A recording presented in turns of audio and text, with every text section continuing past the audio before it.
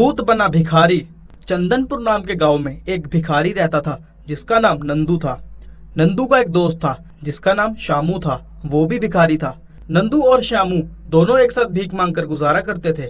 एक तरफ नंदू अपनी किस्मत को रोता ही रहता था, अपनी किस्मत को वो हर समय कोसता रहता था। दूसरी तरफ शामू, वो बहुत नेक इंसान था, उसको जितना मिले वो उसी में गुजारा करता और खुश रहता था। एक दिन नंदू और शामू आपस में बातें कर रहे थे। हाय रे मेरी किस्मत, कितनी फटीचर किस्मत है रे मेरी। अरे नंदू भाई, ऐसे रोया नहीं करते अपनी किस्मत में। देखो हम कितने खुश हैं, हमें जितना मिले हमें उसी में खुश रहना चाहिए। अरे श्यामू, अगर तुम इसे खुशी कहते हो तो दुख किसे कहते हैं। एकदम फटे हाल है हमारे, ऊपर से ऐसे दोस्त मिले हैं मुझे। हाँ। वो दोनों ये बातें कर ही रहे होते हैं, तभी उनके पीछे से एक भूत गुजरता है जो कि उनकी बातें सुन लेता है। तभी वो भूत सोचता है, अरे रे, कितना बेवकूफ इंसान है, अपनी किस्मत को रो रहा है। क्यों ना इसके शरीर में जाया जाए, मजा ही आ जाएगा। तभी नंदू और शामू अपनी बातें खत्म करके अपने अपने घर की तरफ लौट रहे होते हैं। नंदू घर की तरफ जा ही रहा होता है, तभी उसके सामने वो भूत आगे खड़ा हो जाता है। अरे नंदू जी, क्या हाल है आपके? अरे अरे, तुम कौन हो रे? तुम मुझे कैसे जानते हो? तुम्हें मेरा नाम कैसे पता? अरे नंदू जी, तुम चाहो तो मैं तुम्हें अमीर भी बना सकता हूँ। तुम्हें इसके बदले मेरी बातें माननी होगी। जैसा मैं कहूँ वैसा करना होगा, नहीं तो मैं तुम्हें मार डालूंगा। भूत की बातें सुनकर नंदू को लालच आ जाता है। वो बिना भूत की बातें सुने ही उसे हाँ कर देता है। ठीक है भूत जी, मुझे आपकी बातें मंजूर है। तभी वो भूत बिना समय गवाए नंदू के शरीर के अंदर प्रवेश कर जाता है। थोड़ी देर में वो भूत नंदू के शरीर में पूरी तरह से कब्जा कर लेता है। देखते ही देखते नंदू की आंखें लाल हो जाती हैं।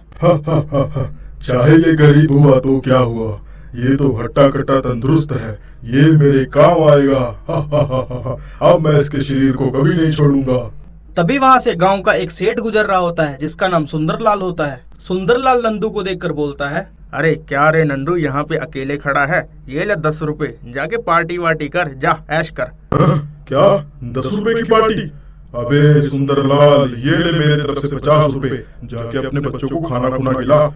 पार्टी की बातें करता है। सुंदरलाल को नंदू की बातें सुनकर एकदम गुस्सा आ जाता है और वो उसे धक्का मार देता है। सुंदरलाल, तेरी इतनी हिम्मत, तूने मुझे धक्का मारा? रुक, अभी रुक, ये ले। तभी नंदू का भूत सुंदरलाल को धक्का मारता है। सुंदरलाल सीधा जमीन पे गिरता है और उसका सर फट जाता है।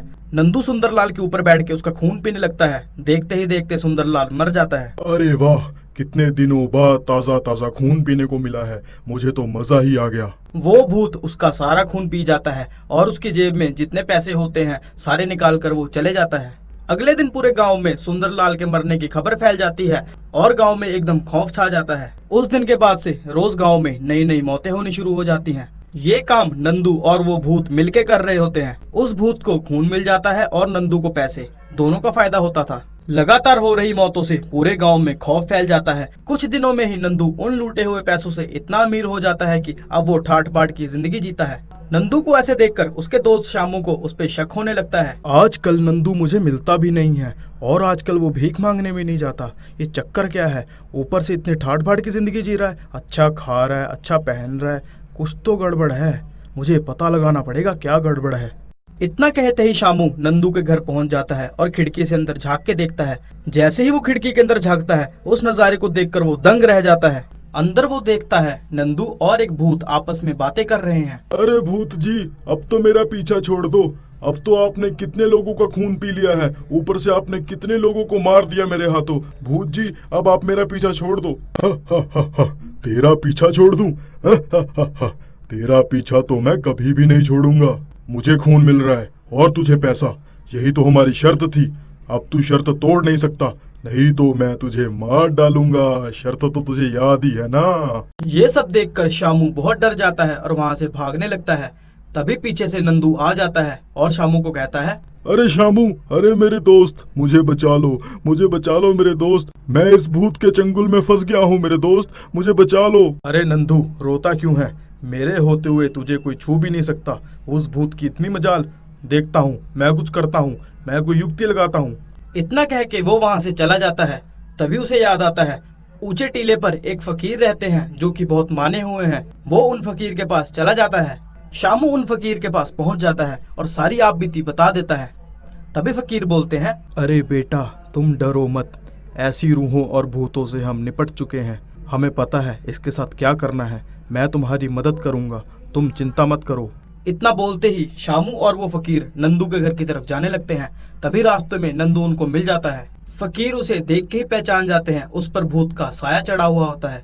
तभी नंदू गुस्से में बोलता है, अरे शामू, बहुत दोस्ती निभा रहा है तू, इन फकीरों को लाया है अपने दोस्त को बचाने, हा हा हा हा हा, नहीं बचा पाएगा, ऊपर से तू भी मारा जाएगा। इतना बोलते ही वो भूत शामू पे हमला कर देता है। वो उसको उठा के पटक देता है, जिस कारण शामू बेहोश हो जाता है। ये सब देखकर उन फकीरों को गुस्सा आ जाता है। वो अपने झोले में से एक भभूति निकालते हैं और वो सीधा उठा के भूत के ऊपर दे मारते हैं। भभूति के शरीर के ऊपर गिरने से ही भूत को बेचैनी सी महसूस होने शुरू हो जाती है। तभी वो भूत उन फकीरों से कहता है, अरे अरे, ये तुमने मेरे पे क्या फेंक दिया, क्या फेंक दिया तुमने मेरे ऊपर, मुझे जलन महसूस हो रही है, मुझे ऐसा लग रहा है मैं जल रहा हूँ, मैं जल रहा हूँ। इतना कहते ही वो भूत उसको आग लग जाती है और वो जलने लगता है। देखते ही देखते वो भूत जल के राख हो जाता है।